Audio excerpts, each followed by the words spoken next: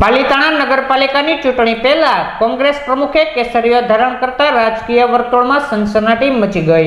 પાલિતાણા નગરપાલિકાની ચૂંટણી પહેલા કોંગ્રેસ પ્રમુખ અમદેવસિંહ સરવૈયા અને વિપક્ષના નેતા કિરીટભાઈ સાગઠિયા તેમના ટેકેદારો સાથે ભારતીય જનતા પાર્ટીના પૂર્વ ધારાસભ્ય મહેન્દ્રસિંહ સરવૈયા સહિતના આગેવાનોની ઉપસ્થિતિમાં કોંગ્રેસને બાય બાય કરી આવેલા અમદેવસિંહ સરવૈયા અને વિપક્ષના નેતા કિરીટભાઈ સાગઠિયા સહિતના ટેકેદારોને કેસરીયો ખેસ ધારણ કરતા પાલિતાણા વોર્ડ નંબર 1, 2 અને 3 બિનહરીફ થઈ શકે તેવી રાજકીય વર્તુળમાં ચર્ચાએ જોર પકડ્યું હતું।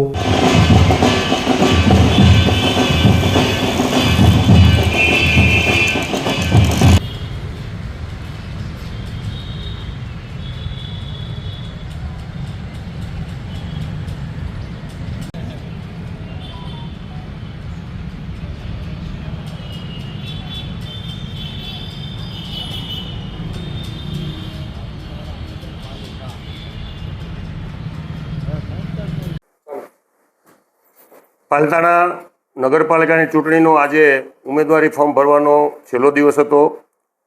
આજરોજ કોંગ્રેસના પ્રમુખ ઓમદેવસિંહ સરવૈયા તથા એમની ટીમ જે નાના મોટા હોદ્દા ધરાવતા હતા, નગરપાલિકાના 4 કાઉન્સિલરો એ આજે ભારતીય જનતા પાર્ટીમાં વિધિવત પ્રવેશ કર્યો છે અને કોંગ્રેસના પ્રમુખ તરીકે તેમણે રાજીનામું આપ્યું છે।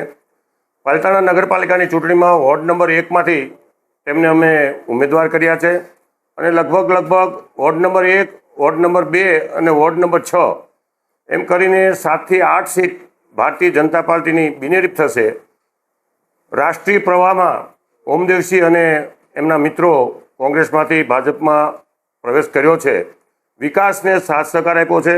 આગામી દિવસોમાં પાલિતાણા શહેરની જે નગરપાલિકા છેલ્લા 5 ટર્મથી ભારતીય જનતા પાર્ટીની હતી અને આવતા દિવસોમાં બહુમતીએ ભારતીય જનતા પાર્ટીની બનશે અને લગભગ 30 સીટ જેવી ભારતીય જનતા પાર્ટીની આવશે।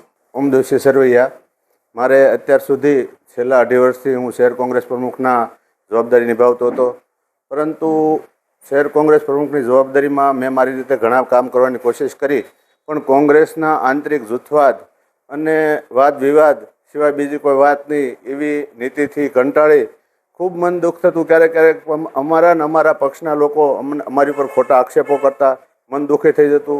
પછી છેલ્લે ભાજપની વિકાસની નીતિને જોઈ અને એવું લાગ્યું કે આ ખોટા રસ્તે આપણે છીએ। વ્યવસ્થિત જો પાલિતાણાનો વિકાસ કરવો હોય તો ભળતા પ્રવાહમાં ભળી અને વ્યવસ્થિત વિકાસ થઈ શકે એ માટે થઈ અને આજરોજ અમે ભારતીય જનતા પાર્ટીમાં પ્રવેશ કર્યો છે।